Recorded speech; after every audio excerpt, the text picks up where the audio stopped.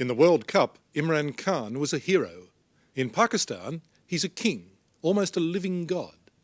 His country is one of the poorest in the world, crying out for help. And Imran Khan has answered that call. He's using his fame to raise a fortune to help cancer victims in Lahore, the town where he was born. He's building a new hospital there, which eventually will provide 20th century medicine and, it's hoped, save hundreds of lives.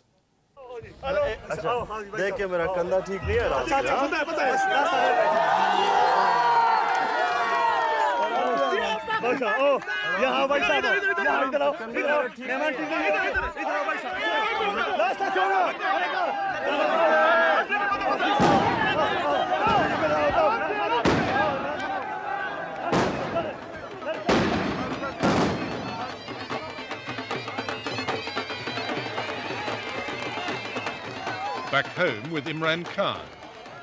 It is clearly a case of hail the conquering cricket hero.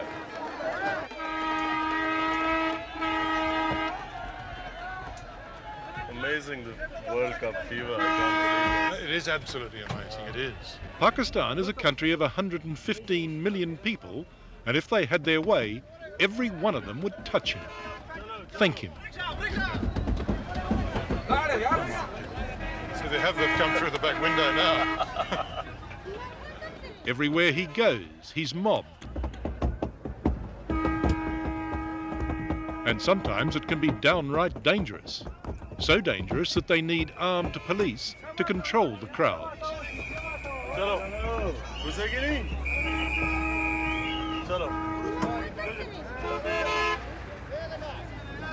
Imran, do you get worried sometimes that this could get out of hand? Not here so much. Chalo, chalo. They're fairly okay. In Punjab, it's much worse because they get out of control.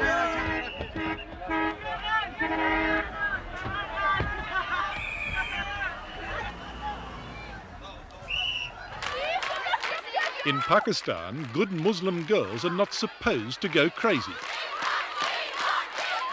to carry on like Western teeny boppers at a rock concert.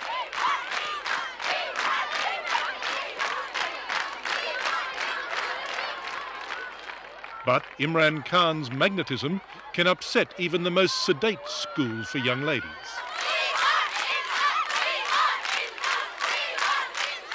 Hundreds of them are out there screaming, "We want Imran, we want Imran." And you wouldn't even come out to them. Why? Mainly because the principal said that she wouldn't be able to control them, and that it was best that I went through the back entrance. So you were scared of these young schoolgirls? No, the principal told me to do, and I did what she asked me to. She felt she couldn't control them.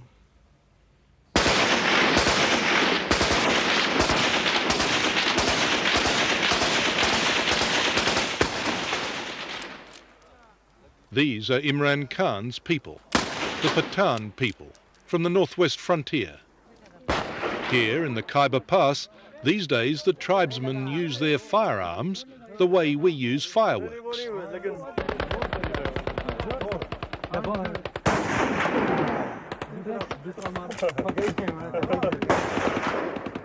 But back in the days of the Raj, the fiercely independent Pathans gave the British a hiding on the battlefield.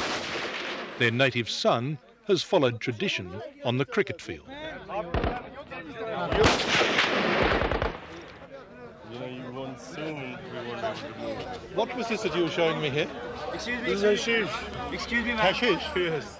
Imran Khan has the freedom of this city, even here in a Peshawar bazaar where they trade in contraband. Smoke it. Is good quality? It's supposed to be pure. Well, I haven't tried it. Wander with him for a while and you strike something even more incongruous.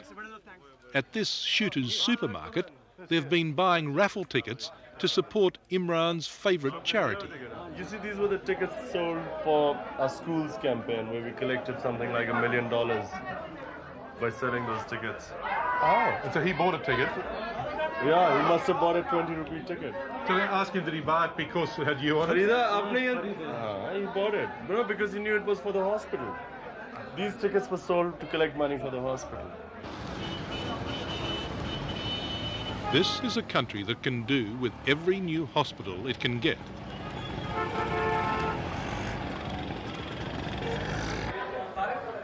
Conditions for the common patient are close to appalling, especially if they're suffering from cancer.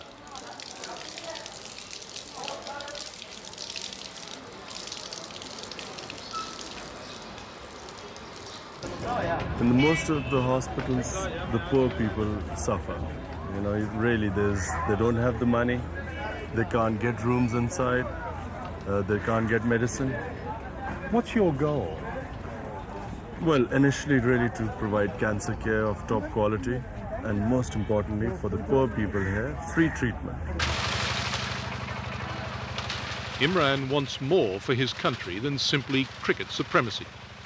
He's capitalising on his popularity, trying to raise $22 million for his own hospital, a project already underway and a project with which he's obsessed. Well, Richard, this is my vision.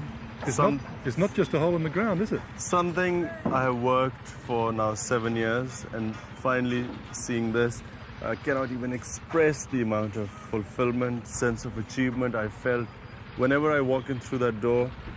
It means more to me than anything I've ever done or achieved in life. It should open next year and will be called the Shaukat Khanum Hospital, named after Imran's mother, who died from cancer. It was the most painful experience I've ever gone through, watching her die and especially suffering. And when we knew she was going to die, the last 3 months in pain, probably changed my whole course of life. You're 39 years of age, almost 40, and you're still full of idealism, aren't you? Yes, but, it was through this idealism that we've got so far. Everyone discouraged me for the first 3 years. Everyone said it's impossible, you won't get far, where will you get the money? But we have got this far, and I really believe that I'm going to do it. I've had doubts in other things in life, but for some reason I've never doubted that we're going to make this hospital. For this man, the memory of his mother is probably what matters most. Next might come his love for Pakistan, and then his devotion to his religion. We pray 5 times a day. Right, this is the mosque here, this little one. Yes. Do you mind if I come in? No, not at all.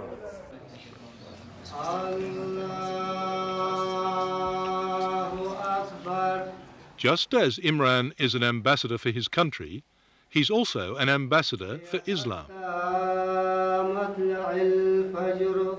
Islam always gets the worst publicity in the West. Either you have veiled women, you have, screaming fanatics, you have sort of terrorism, and that's how Islam comes out here. People have no idea.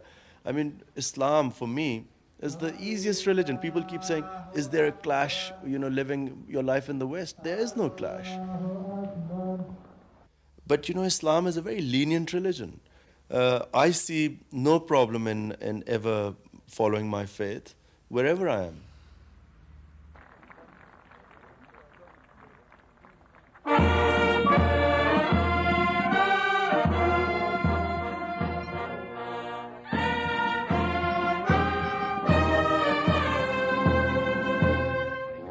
Imran is conscious of the contradictions that abound here. A country where the Prime Minister can host a garden party for successful cricketers just a full toss away from the poorest slums.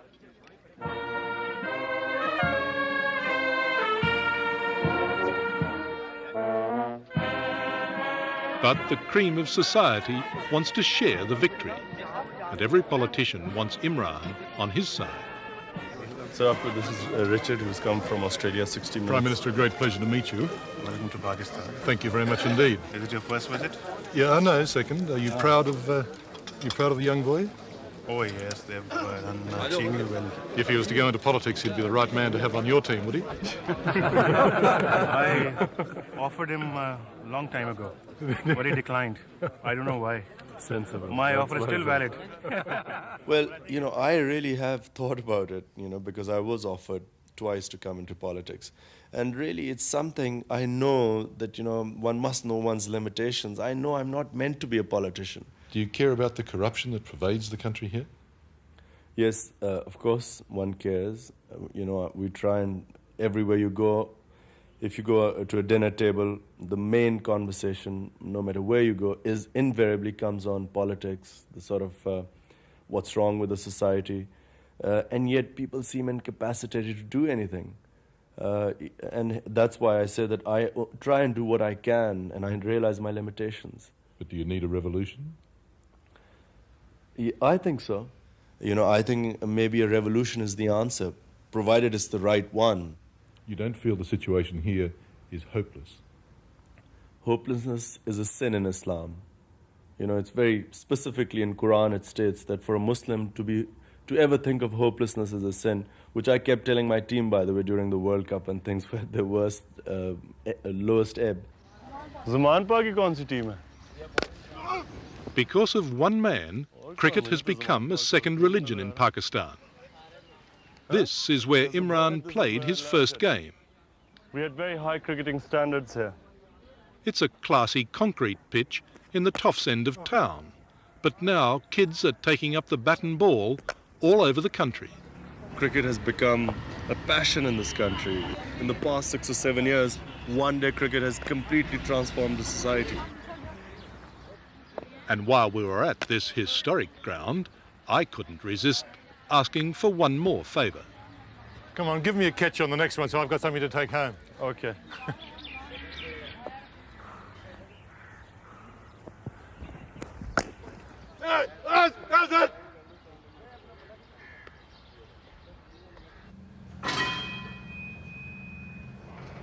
Imran is now nearly 40. Though he says his cricketing career is almost over, he certainly hasn't run out of steam. He's a fierce, courageous and generous sportsman. But these days he's devoting most of his energy to other, more lasting things.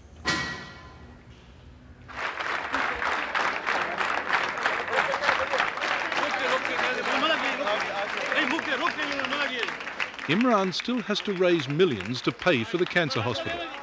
So most evenings you can find him raking in the rupees from those willing to pay for the privilege of just being in the same room. Do you like Imran Khan? Yeah, who doesn't?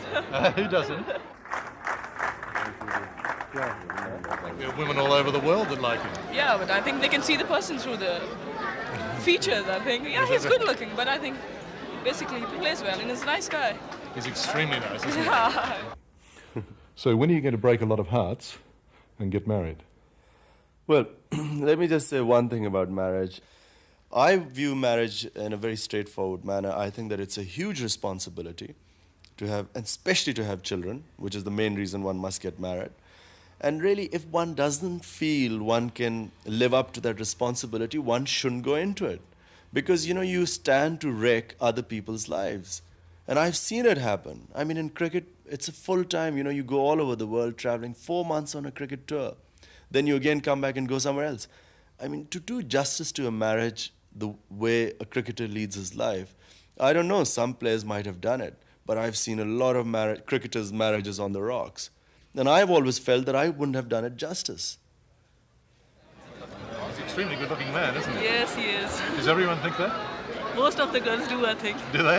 Is that Yeah. why there's so many young girls here tonight? Yes, I think so, but most of the girls have bought the ticket because they wanted to pay tribute to the national hero.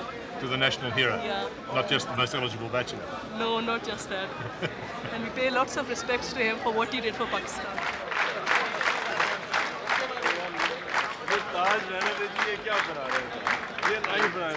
At one stage there, a chap came up and put one of those, well, what to a Westerner, funny hats on your head, and you knocked it away almost disdainfully, I thought. Why was that? Well, he'd crowned me. It was a crown meant for kings. And, obviously it embarrassed me. I mean, I couldn't wear a crown. I don't, it's embarrassing.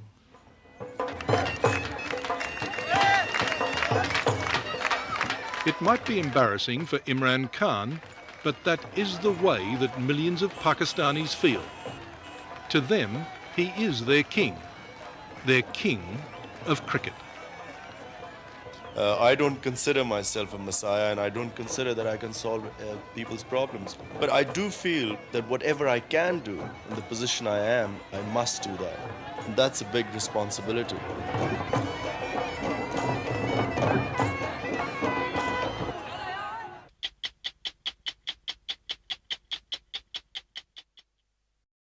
Hello, I'm Tara Brown.